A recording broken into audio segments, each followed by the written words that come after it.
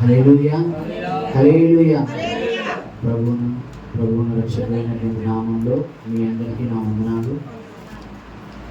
121వ కీర్తన మనం చదువుకున్నాం. ఇది యాత్రా కీర్తనగా మనం చదువుకుంటున్నాం. ఇక్కడ మనం చూసినట్లయితే పైన యాత్రా కీర్తనగా మనం ఇక్కడ చదువుకుంటున్నాం. అయితే దావీదు మరి ఆ యొక్క యాత్ర చేస్తూ ఆ యొక్క కొండల తట్టు దిగుతూ ఆయన రాసినటువంటి ఈ యొక్క కీర్తనగా మనం చదువుకుంటున్నాం. కొండల తట్టు నా కన్నులెత్తుచున్నాను, నాకు సహాయము ఎక్కడ నుండి వచ్చును. ఇక్కడ ప్రశ్న అడుగుతున్నాడు. అలాగే మళ్ళీ వెంటనే మనకి ఆన్సర్ కూడా జరుగుతుంది. ఎవరి వల్ల మనకి సహాయం జరుగుతుందండి? ఈ లోకంలో ఎవరైనా మనకి సహాయం చేస్తారా? మన స్నేహితులు కానీ, మన బంధువులు కానీ, మన యొక్క ఎవరైనా సరే మనకి సహాయం చేస్తారా? చేయరు. ఎవరు కూడా మనకి సహాయంగా వారు ఉండరు. వారు అవసరాన్ని బట్టి ఉంటారు, కానీ మనకి జీవితాంతం సహాయం చేసేటువంటి వారంతా మనకి వారు ఉపయోగపడరు. అలాగే మనం అనుకుంటాం, ఈ యొక్క పలానా వ్యక్తి నాకు సహాయం చేస్తాడు, పలానా వ్యక్తి నాకు జీవితాంతం తోడుగా ఉంటాడని మనం అనుకుంటాం. కానీ అది అన్నిటికీ కూడా జరగదు. మనుషులు ఒక ఆశ తీరిపోతే, ఒక అవసరం తీరిపోతే అది తీరిపోయిన తర్వాత నెక్స్ట్ రోజు నీకు కనపడదు. ఫోన్లు కూడా నీకు చేయడానికి నువ్వు చేసినా కూడా వాళ్ళు వెళ్తారు. మనుషుల యొక్క స్వభావం ఎలా ఉంటుందంటే నేను వాడుకొని వదిలేసేటువంటి రకంగా ఉంటారు. కానీ దేవుడు ఇక్కడ అంటున్నాడు, యెహోవా వలన నీకు సహాయం కలుగుతుంది.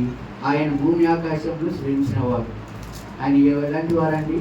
భూమి ఆకాశాన్ని సృష్టించినటువంటి గొప్ప దేవుడు, ఈ లోకాన్ని సృష్టించినటువంటి మహోన్నతమైన దేవుడు. కాబట్టి మనని ఎన్నడూ కూడా ఆయన మనని ఎన్నడూ కూడా విడువడు, ఎడబాయనని దేవుడు మాట్లాడుతున్నాడు.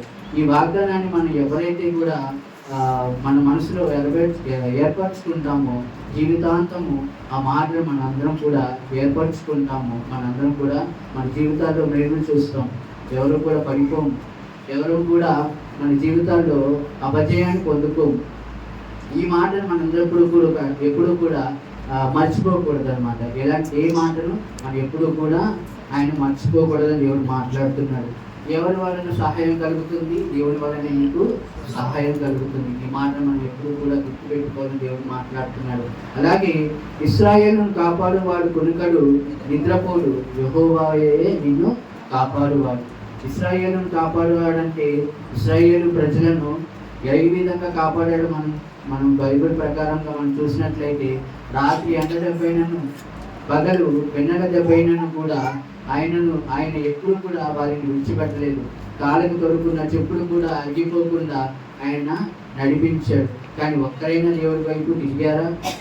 ఎవరు కూడా తిరగలేదు. కానీ ఇశ్రాయేలు ప్రజలను ఎలాగైతే కాపాడారో అలాగే మనల్ని కూడా దేవుడు కాపాడువాడు.